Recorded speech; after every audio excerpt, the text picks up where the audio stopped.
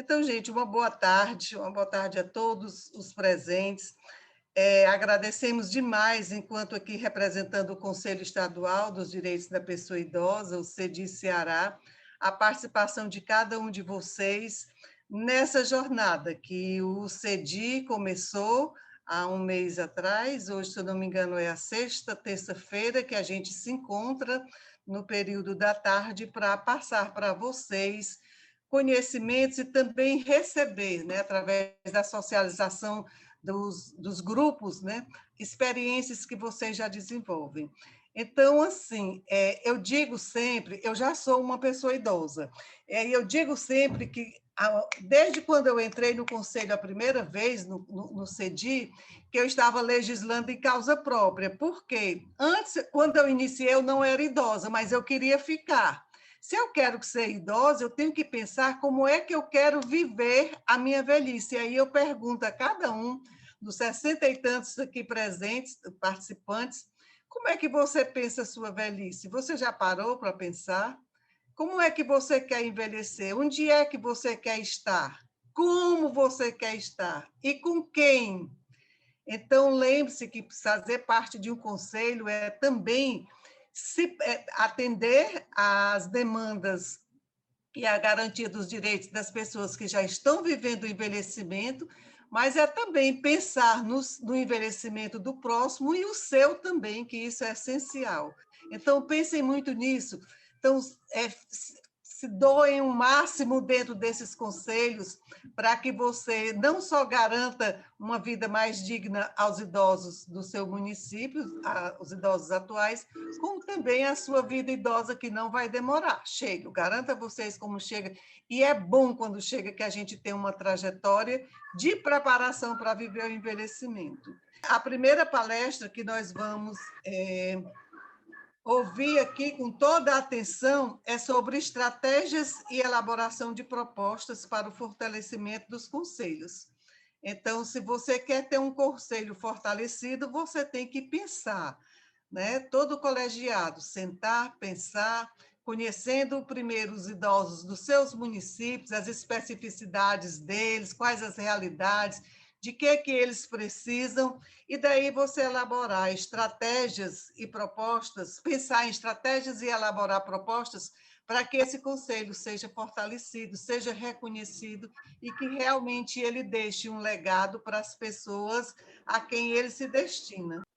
Nós estamos aqui com a Marcela Giovanni, que é psicóloga, presidente do Conselho do CEMAIS, né? Que é Centro Mineiro das Alianças Intersetoriais e coordena a Frente Nacional de Fortalecimento dos Conselhos de Direitos da Pessoa Idosa.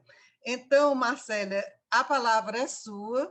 Fique à vontade, você está num estado onde as pessoas gostam muito de receber os seus amigos, né? Passam a ser amigos quando chegam aqui, mesmo de forma virtual, e quando passar toda essa pandemia, você pode e deve vir conhecer, ou se já conhece, desfrutar dessa beleza que está aí na minha tela. Obrigada, e a palavra é sua. Muito obrigada, Amélia. Primeiramente, começo aqui agradecendo a oportunidade de estar aqui com vocês do Ceará. Eu com o meu sotaque do trem, que vocês vão escutar um tiquinho, mas muito bom estar por aqui. Eu não sei se vocês já estavam na sala, mas eu falei que a gente tem aí, né, uma listagem de indignação e de raiva com esse Covid. Eu tenho uma enorme, e nela agora tem mais um item que foi ele ter me roubado de estar aí hoje com vocês, estar aí em Fortaleza, estar aí em Ceará com vocês. Meu nome é Marcela, existe uma paixão pelo mar em mim, eu amo Ceará, já fui 2 vezes e com certeza quero voltar, e principalmente quero voltar para conhecer um pouquinho mais dos conselhos. Vocês me dão licença, eu vou colocar a apresentação e aqui a gente começa a nossa conversa. Gente, eu sou Marcela, sou presidente do CEMAIS, que é uma instituição que trabalha o diálogo intersetorial, o diálogo entre as empresas, o governo e a sociedade civil. É uma instituição que trabalha nessa linha há mais de 16 anos. e a gente chegou na temática da política do idoso por meio das ILPIs, por meio do fortalecimento da gestão das ILPIs, e a partir desse fortalecimento, a gente também chegou no conselho. Não é possível falar em fortalecimento de instituição que atendem a pessoa idosa sem também ter representatividade, sem também dialogar com o conselho do idoso. E quando veio a pandemia, eu acho que alguns de vocês podem ter acompanhado, a gente vivia, né, esse temor, esse terror do que foi vivido pelas pessoas idosas fora do nosso país, e muitas pessoas voluntárias se organizaram para tentar evitar isso. Então, foi quando surgiu a Frente Nacional de Fortalecimento das ILPIs, da qual eu fiz parte enquanto representante do SEMAIS, e a partir dessa frente surgiu também a necessidade de falar sobre o fortalecimento dos conselhos, porque, como eu falei para vocês, pela experiência mesmo do SEMAIS, nós não estamos isolados, né? Conselho, instituições sociais, política para a pessoa idosa é sempre intercalada, é sempre dialogando, então surge a frente. A frente, então, é um grupo de voluntários que está fazendo 1 ano agora. Na próxima semana a gente deve ter uma live sobre esse 1 ano da frente, que eu vou passar o convite a vocês, gostariam muito que participassem. A frente, junto com esse grupo de voluntário, ela faz proposições, inicialmente de conhecer um pouco mais a realidade desses conselhos, então a gente realiza um diagnóstico. A partir desse diagnóstico é levantado que muitos dos conselhos falam da necessidade de capacitação, de troca de experiência, de conhecer a realidade mesmo de outros conselhos. Então, a partir daí, a gente veio criando materiais de apoio a conselhos, mas também realizando lives que possam somar com a vida dos conselhos em todo o país. É uma frente muito bacana, onde que todos nós voluntários nos alimentamos, somos pessoas com experiências de conselho, são pessoas que ou são ainda conselheiros ou já foram, mas sempre muito interessados na temática.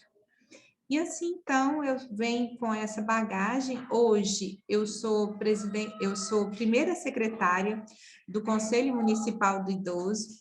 Eu estou em casa, então tem uma menininha longe gritando um cachorro e eu peço desculpa para vocês, mas eu trabalho home office, mas já vai parar. E aí, então, enquanto secretária também do Conselho Municipal de Belo Horizonte, eu trago também o meu conhecimento e a minha prática aqui. E aí, gente, eu fui convidada para conversar com vocês sobre estratégia e elaboração de propostas para o fortalecimento dos conselhos. São 30 minutos, é um tempo rápido, e aí, então, eu elenquei 3 considerações. A primeira, eu venho falar um pouco com vocês sobre comunicação interna. Logo depois, sobre algo que move o meu caminhar, na minha experiência com o conselho, que é o diálogo intersetorial. E, por fim, a grande importância no Tempos hoje é a transparência. Eu não sei se aconteceu com vocês aí, mas por aqui conosco, até na frente aconteceu, e não é diferente no estado de Minas Gerais. Com a pandemia, nós percebemos que a política do idoso tem muito pouco números. Quantas ILPIs realmente nós temos? Quantas instituições realmente atendem a pessoa idosa no município ou no estado? Quantos conselhos realmente estão ativos? Quantos fundos criados? Isso tudo vem falar para a gente de transparência. E aí, para começar, eu venho falar de comunicação interna, né, gente? Como é que a gente vai falar de fortalecimento de um conselho se a gente não olha para o próprio conselho? A primeira coisa que nós temos e precisamos ter é a valorização dos conselheiros. Eu não sei se acontece por aí não, mas tem um tal de um trem assim, a sociedade civil vota de um jeito, governo vota de outro, como se a gente estivesse dentro do conselho concorrendo, como se a gente não reconhecesse os conselheiros como parte fundamental para que esse conselho existisse. Então, a primeira coisa, gente, é valorizar os conselheiros. E como é que se valoriza os conselheiros? Valoriza os conselheiros escutando, criando instrumentos que sejam entendidos, possibilitando encontros e escutas, valorizando essa pessoa como parte fundamental para as tomadas de decisões desse conselho e para o olhar da política da pessoa idosa. Cada conselheiro eleito ou designado, ele é fundamental para esse conselho. E aí, como é que funciona isso? A gente precisa ter uma organização, uma rotina, que a Ariane, que é uma amiga que o convite me deu, então eu falei com vocês que eu tenho uma listagem do convite, de que ele me deve muita coisa, mas o convite também me deu muitas coisas boas, e entre as coisas boas está a amizade da Ariane, com quem a gente organiza a Frente Nacional dos Conselhos. A Ariane vai falar da rotina do conselho, mas eu não posso deixar de falar para vocês da importância da implementação das comissões, de como a gente precisa ter por lei, já é obrigado que a gente tenha, né, pela 1319, a Comissão de Seleção e Monitoramento, não tem como correr, esse nome ainda já é até estipulado.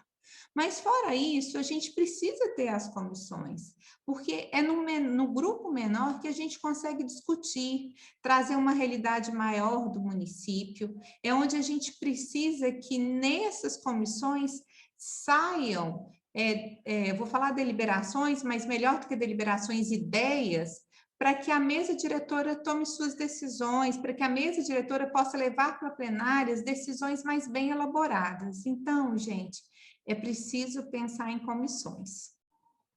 Para além disso, essas comissões, elas precisam ter coordenadores, porque eles precisam ser o nosso elo, pessoas de confiança que também querem ver esse conselho funcionando. Porque eu também não sei se é a realidade aí de vocês, como a gente está falando de voluntários, de vez em quando uma ovelha desgarra, né? Assim, desaparece, e aí desaparece um, desaparece o outro. Então, a gente precisa que esses coordenadores sejam conosco, seja junto com a mesa diretora do conselho, essas pessoas que também vão cuidar do conselho. Que esses coordenadores também possam ser para a gente aquela pessoa que cuida do conselheiro, aquela pessoa que fala, olha, você é importante nessa comissão, você fez falta nessa discussão, ou então, olha, no mês que vem nós vamos discutir sobre X, e você entende na sua regional sobre essa temática, né? Vem aqui, né? Nos ajude, peça ajuda a esse conselheiro, ou mais do que ajuda, engaje esse conselheiro na comissão.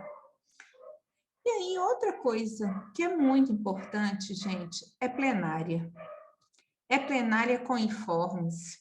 É plenária que traga transparência das ações do conselho mesmo. É plenária que, como faz falta um café junto, isso que a gente ficou fazendo aqui antes, né? De trocando uma bolinha, faz falta demais, gente, para o fortalecimento do conselho. Uma plenária cuidadosa, num espaço em que os conselheiros sejam abraçados. Se possível, pensar um café onde as pessoas possam mesmo se encontrar, trocar um pouco das suas ideias, ser recebido, né, com a lista de presença, ser recebido ali como uma pessoa que é muito bem-vinda e muito respeitada e muito valorizada nesse município, por representar todo idoso daquele município. Então, a gente não pode fazer uma plenária como uma coisa qualquer. A plenária é uma forma de dar voz às pessoas idosas do município da gente. E quem dá voz são esses conselheiros, pessoas de importância, pessoas que realmente precisam ser acolhidas e que também precisam ser ouvidas, porque eu também vou contar para vocês. Eu já vi umas plenárias por aí, eu não sei se é assim aí com vocês, mas que quem só fala é a presidente. E aí as pessoas não têm direito à voz, ou muitas vezes são cortadas quando elas não estão conforme esperado naquela plenária. A gente precisa ir para a plenária preparado, que ela pode estar no caminho, mas fazer uma curvinha, porque a gente realmente precisa escutar as pessoas ali presentes. E aí eu falo da importância dessa mesa diretora, né? Como eu falei para vocês, eu faço parte da mesa diretora de Belo Horizonte e eu vejo como a gente tem esse lugar da escuta, mas principalmente de dialogar sobre as dúvidas dos conselheiros. Às vezes as pessoas acham, ele é contra o conselho, e aí essa pessoa não tem voz, não é vista, e muitas vezes ela não está sendo entendida. Muitas vezes os conselheiros falam para a gente que os instrumentos que a gente está criando não é entendido e a gente não quer ver. Porque quando surge muita dúvida, gente, sobre um plano anual ou sobre o relatório de uma comissão, a gente precisa pensar se aquele instrumento precisa valer, se aquele instrumento realmente é para valer, ou se aquele instrumento só se faz cumprir, né? E aí a gente precisa reavaliar essas ações. E aí a gente até falou aqui, né, no início também de como que é essa questão de mudança de mandato, e aí eu venho falar para vocês da importância dos relatórios trimestrais e anuais.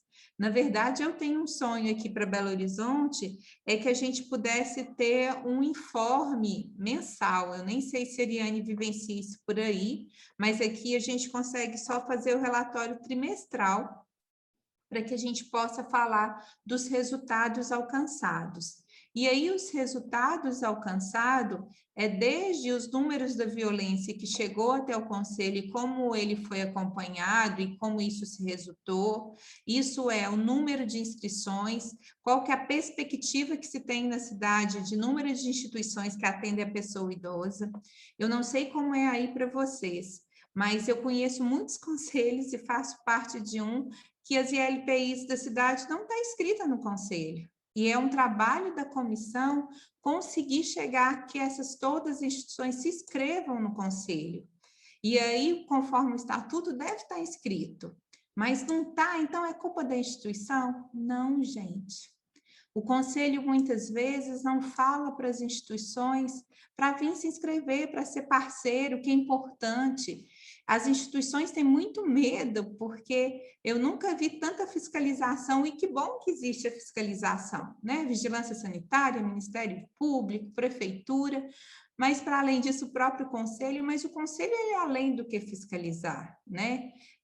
O conselho ele precisa conhecer, ele precisa propor para aí ele fiscalizar. Então, como é importante que a gente tenha relatórios que falem dos nossos trabalhos, que a gente vai falar de um trabalho trimestral e que a gente vai chegar no final do ano com um trabalho, né, concluindo um trabalho anual, para quando essa gestão passar, aí também ficar a vida, a história vivida por essa gestão. A gente às vezes vê que acaba uma gestão e ela não passa nem um relatório, nem os processos, nem os fluxos estabelecidos. Então, nesse lugar do relatório, e eu acredito que a Ariane vai reforçar mais tarde, a importância de estabelecer o fluxo dentro do conselho, o fluxo das comissões, o fluxo dos relatórios, os fluxos dos atendimentos das reuniões. E, por fim, o plano de aplicação, né, gente? O plano de aplicação é onde a gente vai falar ali do todo o investimento financeiro do conselho, mas também de todas as práticas, de todas as atividades que nós vamos parar o nosso olhar, que nós vamos investir energia para que seja realizado na nossa cidade. Então, não pode ter dúvida sobre isso. Um conselheiro não pode ter dúvida de quanto tem um fundo em caixa. Um conselheiro não pode ter dúvida se uma instituição está ou não inscrita.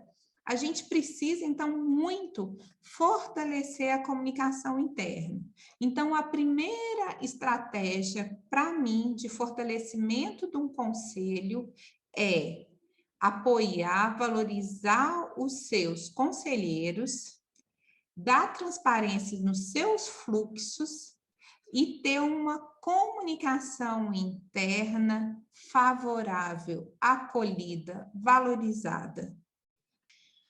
E aí, gente, eu vou para a parte que eu gosto de falar demais. Eu eu contei aqui, né, que minha experiência junto ao Conselho de Belo Horizonte, com os conselhos, iniciou pelo diálogo intersetorial. Não há fortalecimento de um conselho que não dialoga com as possíveis parcerias. E aí, gente, primeira coisa é a prefeitura. A importância da gente dialogar com o poder público, e aí, se for o Estado, com o governo, na importância dos processos, inicialmente na importância de valorização desse conselho, e aí é fundamental uma secretaria executiva forte, organizada.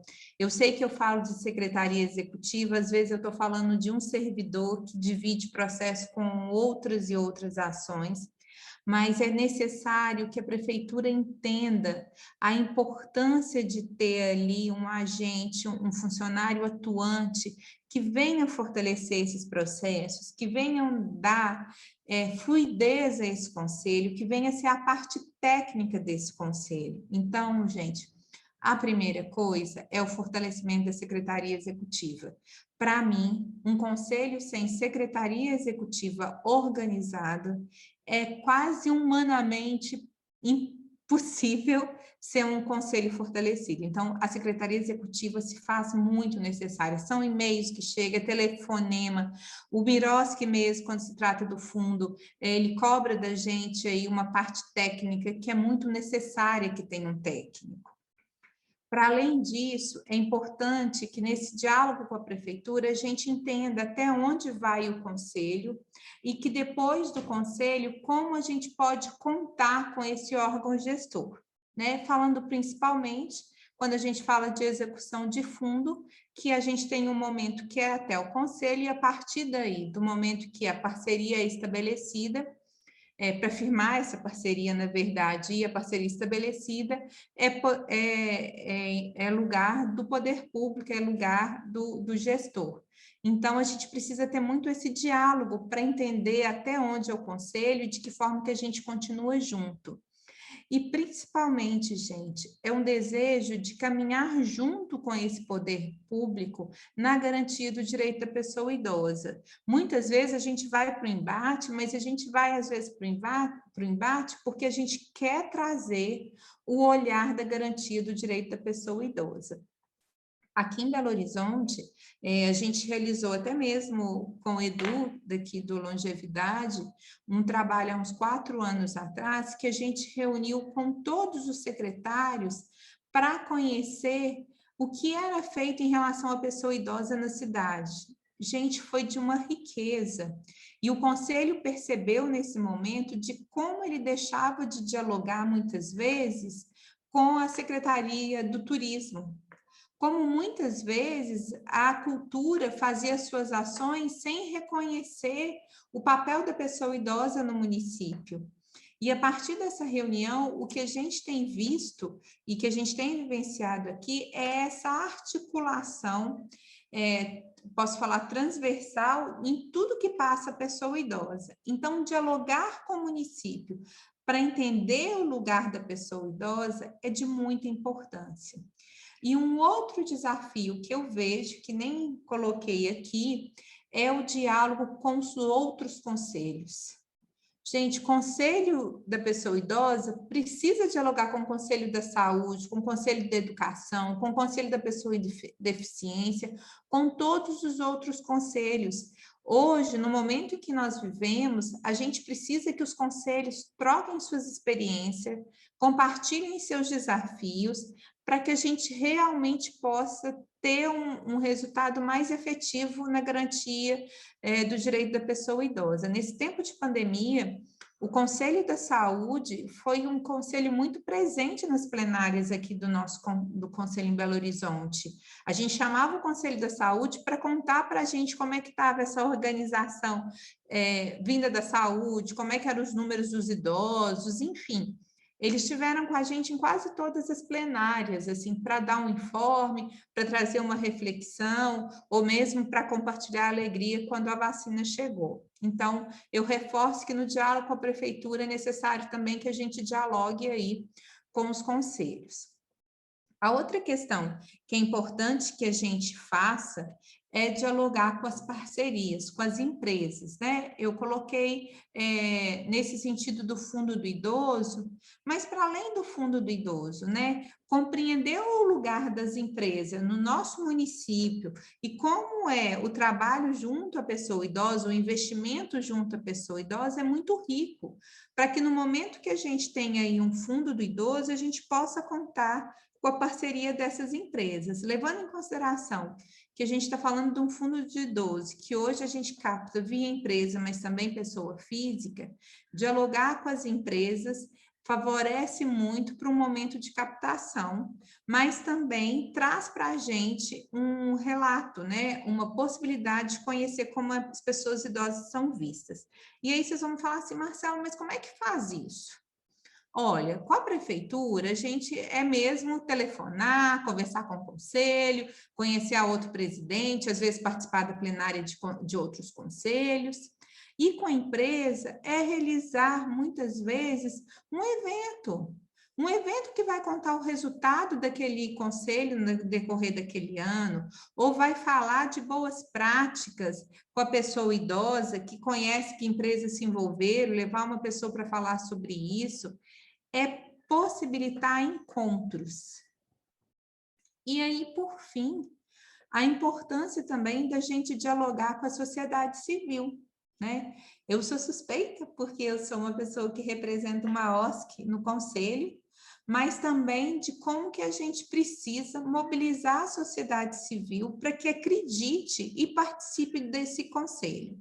Então, eu não sei como é no conselho de vocês, em Belo Horizonte a gente tem representantes de regionais, pessoas idosas, e essas pessoas, então, são sensibilizadas a participar do conselho.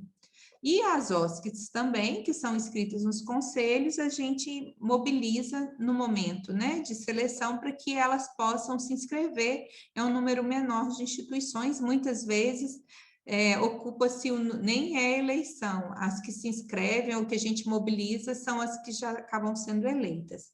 Mas é importante, sim, conversar com essa sociedade civil para entender a realidade no município da pessoa idosa, e principalmente com as organizações sociais que têm uma capilaridade fundamental no município junto à pessoa idosa. O conselho não consegue chegar em todas as pessoas idosas como muitas vezes as organizações chegam. Então, dialogar, saber dos resultados de suas ações, proporcionar encontros junto delas, escutar demandas de formas que o conselho possa atuar é fundamental.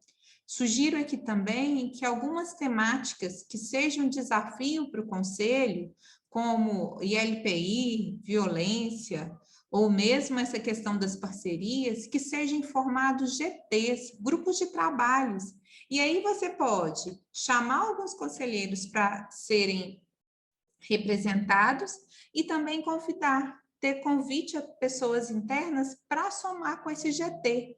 E esse GT ele vai gerar conhecimento para o conselho, que é levado numa plenária que pode se discutir. E aí, em relação à transparência, gente, transparência no dia de hoje é o maior desafio e a maior obrigação que nós temos para com as nossas ações. A primeira questão é de publicizar as ações realizadas pelo Conselho. É necessário que elas sejam publicadas, é necessário que elas sejam compartilhadas por e-mail, é necessário pensar um site que dê transparência a esses conselhos. Os conselhos que muitas vezes têm o fundo, que têm aí projetos aprovados, Deus do céu, tem empresas que querem direcionar recursos, mas não conseguem saber onde que estão esses projetos. Ou muitas vezes as pessoas querem entender como que é dada a entrada nas instituições de longa permanência no município, qual que é o fluxo de entrada, e não se encontra em lugar nenhum, e aí também o próprio conselho não tem como publicizar isso, não sabe como é que faz. a gente não consegue dizer do que foi, das plenárias foram deliberados, as atas das plenárias não conseguem encontrar. Não, gente, a gente tem que mudar isso, a gente precisa da transparência. Atas de plenária é de grande importância ter publicação, ou que elas sejam publicadas no Diário Oficial, ou mesmo que tenha no site, ou que tenha aí no conselho, se não tem um site ainda, que seja encaminhado por e-mail, salvo em PDF, tá? Para as pessoas. É necessário que a gente organize muito bem tudo que é trabalhado no conselho, dando muita transparência. Esses relatórios que eu falei, que a gente cria anual ou trimestral, ele precisa ser divulgado, ele precisa ser compartilhado com todos os atores, né? Quem trabalha com fundo, é necessário que a gente tenha aí uma transparência, né, sobre o recurso em caixa, entre o plano de aplicação de que a expectativa que seja realizada naquele ano, e principalmente, né, assim, que a gente tenha transparência dos resultados alcançados por esse conselho. Então, publicizar é muito importante. Essa tal da história que alguma hora alguém contou para a gente, que nem tudo é para dar transparência e que a gente tem o poder quando a gente esconde, é a maior balela de hoje em dia. Quem esconde as coisas está perdendo de fortalecer um conselho. O conselho ele precisa ser transparente. Cada vez mais hoje, grandes empresas, grandes instituições, grandes governos, quando você joga na internet, você acha quase tudo da vida daquela instituição. E assim precisa ser o conselho, as pessoas precisam conhecer suas ações. E por fim, gente, a maior transparência que se tem é o próprio conselheiro saber dizer do seu conselho. O maior conselho, o melhor conselho em termos de fortalecimento é aquele que tem os seus conselheiros engajados. São aqueles conselheiros que realmente trazem a realidade dos seus conselhos, aqueles conselheiros que sabem falar da importância de valorizar a política ou de ações que são feitas para valorizar a política da pessoa idosa no seu município. Então, eu sugiro para vocês que cada vez mais mantenham os seus conselheiros sempre informados e também deixar que as plenárias sejam abertas, que eu não sei o que está acontecendo, gente. Estão fechando plenária, são plenárias que muitas vezes está no meio virtual, que cabe gente, e aí as pessoas são impossibilitadas, idosos impossibilitados de participar de plenária, né? Então, assim, eu acho que o idoso, ele precisa ser, por nós, os conselhos, empoderado, valorizado e ter autonomia para participar, de dar sugestões, de realmente ser escutado muitas vezes pelas comissões, né? Assim, então, que tenhamos plenárias e discussões bem abertas. E aí, me pediram para deixar uma atividade para vocês. E aí, eu até conversando com a Kerley, né? Ela falou comigo, Marcela, vamos falar isso aqui melhor para eu colocar lá no grupo, né? Mas o que eu quero mesmo que vocês pensem é, em termos do conselho, dialogar com quem, por quê e para quê, né? Quem são esses atores, ou quem é um ator, se vocês puderem citar, de que vocês dialogam? E como é feito? Cite um exemplo de como é esse diálogo. Eu acho que a gente precisa nos fortalecer, a gente precisa trazer cases de como é possível, e é simples, fortalecer um conselho por meio dos seus diálogos, por meio da sua organização. Eu não entrei na rotina, porque aí eu deixei mais para a Ariane, mas eu queria muito que vocês falassem muito nesse lugar da articulação do conselho, nesse lugar de empoderar o conselho, no seu lugar na sociedade, no município, com os atores que o envolvem. Então, Marcela, a gente agradece a sua exposição.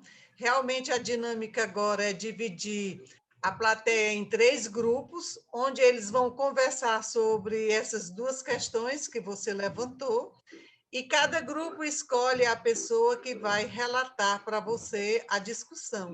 E aí, para o grupo, enquanto o grupo está se dividindo, eu vou ratificar algumas palavras-chave aqui da palavra da Marcélia, que é justamente valorização dos conselheiros. Gente, é super importante, não só valorizar, como vocês também se sentirem valorizados, né? Conhecer a realidade de quem trabalha, onde é que estão as pessoas, as instituições que trabalham com os idosos nos seus municípios e cadastrar essas instituições, ter um diálogo muito próximo com a administração municipal, com as empresas, com as organizações sociais do município que também trabalham, com os demais conselhos. A Marcela falou deu um exemplo de como foi importante, como está sendo importante a parceria com os conselhos de saúde, agora na época da pandemia, né? A importância também de ter uma secretária executiva que seja uma técnica, que realmente ela conheça e faça todo o trabalho dentro da secretaria, subsidiando com informações e orientações para os conselheiros, e também a questão da comunicação. Não pode um conselho passar 2 anos, 4 anos numa atividade, né, e não fazer um trabalho de comunicação para que as pessoas saibam por que ele existe, para que ele existe e o que ele está fazendo atualmente, principalmente dentro de uma transparência. Esse foi o resumo da fala da Marcela, e vocês agora vão se reunir e discutir as 2 temáticas que ela colocou. Marcela, se você também quiser falar também a frase aí do Obama, fica à vontade. Então, eu estou deixando aqui o meu celular, o meu e-mail, porque se ficou alguma dúvida, ou se também na hora que, né, dessas questões que eu trouxe, ficou difícil pensar um instrumento, eu fico à disposição para pensarmos juntos, estou à disposição mesmo, viu, gente, para qualquer dúvida. E aí a Amélia falou que seria minha fala final, depois de escutar vocês, mas quero reforçar aqui, que tudo isso só é possível porque a gente topou entrar nessa. Tem uma avó de uma amiga minha que já faleceu e falava muito essa frase para ela, e eu peguei isso para mim. Ela falava o seguinte, que eu, as minhas filhas, a minha família, os meus amigos, os seus amigos, precisamos de vocês, precisam de nós. Então, que a gente se sinta empoderado. Nós somos pessoas que nos propusemos a fazer diferença nesse mundo, né? Então, nós somos aquele por quem estávamos esperando. Nós somos a mudança que procuramos. Eu sou muito grata por poder ter vindo aqui. Eu espero que eu possa ter trazido reflexões a vocês, mas que principalmente eu queria agora estar numa sala com vocês para abraçá-los e dizer muito obrigada. Muito obrigado pela essa coragem de ser mudança nesse momento. Nós estamos vivendo um momento de um país que a pessoa idosa, a gente está aí, né, com os diagnósticos, que 2030 já inverteu a pirâmide, vamos ser mais idosos do que crianças. E nós somos os ousados, que tardiamente, mas ainda no momento certo, viemos aqui falar que é preciso fazer diferente, que é preciso ter conselhos fortalecidos, que é preciso ter políticas voltadas à pessoa idosa e à longevidade. Então, nós somos pessoas de coragem e eu sou muito grata de estar aqui hoje pela presença de vocês. Que pena que não é numa sala, nem sentindo o cheiro do mar, mas com certeza o meu coração vibra muito nessa energia de estar junto de vocês. Assim, quero muito agradecer por vocês estarem nesse lugar de coragem. E aí, como diria Barack Obama, a mudança não virá se esperarmos por outra pessoa ou outros tempos. Nós somos aqueles por quem estávamos esperando. Nós somos a mudança que procuramos. É isso. Fabiane, vamos começar por você. Você pode abrir sua tela, por favor? Está aqui a Fabiane, lá de Juazeiro do Norte, né? Região do Cariri. Então, Fabiane, a palavra é sua, pode fazer a resposta e também se apresentar, né? Eu sou Fabiane Dani, sou advogada, represento a presidência da CDPI de Juazeiro do Norte, né, na subseção Juazeiro do Norte, mas também estou como presidente do Conselho Municipal de Juazeiro. No nosso município, eu gostaria de dizer que quando a Marcela começou a falar a questão de mudança de gestão, foi justamente o problema atual que a gente está enfrentando um pouco, porque com a mudança, né, da prefeitura, houve tanto mudança na mesa diretora quanto na gestão geral. Então, assim, estamos ainda tentando dialogar, né, e tentar pensar na mesma linha de trabalho. Então, algumas dificuldades ainda temos. Questão de documentação, graças a Deus a gente está conseguindo. Como eu já estava na gestão anterior, algumas coisas a gente está se ajudando e tentando colocar atualizado em dia, né, para poder continuar com o trabalho. Aqui no grupo, foi mais ou menos, as respostas foram unânimes em dizer que, no caso, o diálogo seria primordialmente com a rede, né, social, né, socioassistencial, com o Ministério Público e com centros de referência do idosos, né, que é também um trabalho que a gente faz aqui.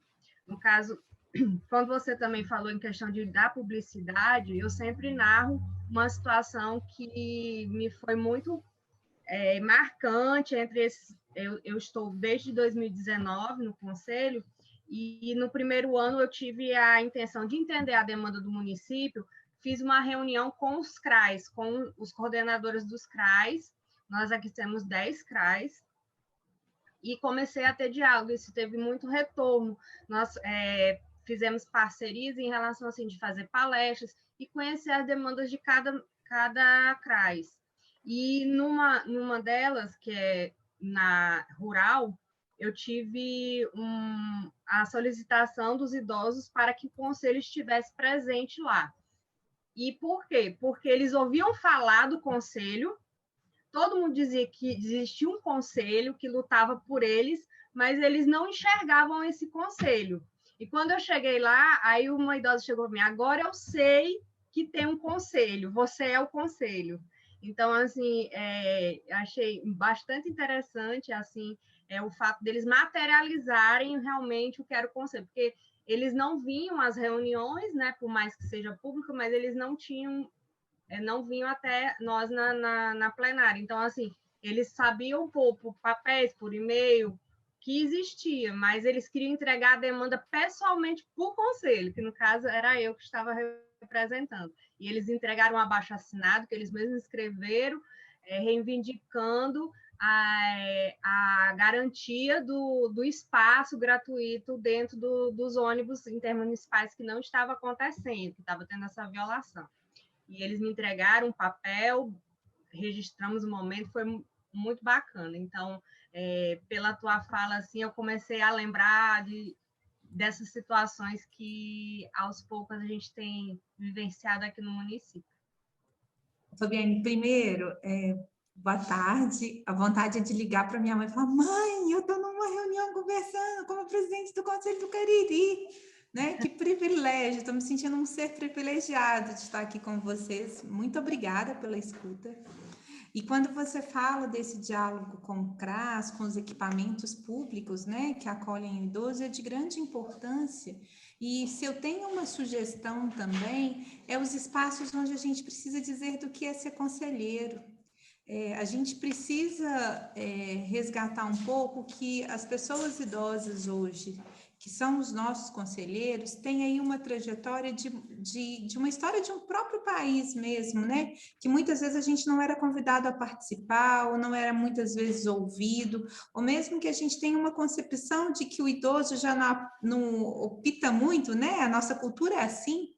E a gente precisa mudar essa cultura, e eu acho que a gente muda essa cultura quando a gente dá voz, quando a gente traz formação do que é ser conselheiro, quando a gente sensibiliza esses idosos nesses espaços a serem conselheiros, assim. Muito bacana, fico muito feliz com a sua contribuição, realmente dialogar com os espaços onde esses idosos são é de grande valia.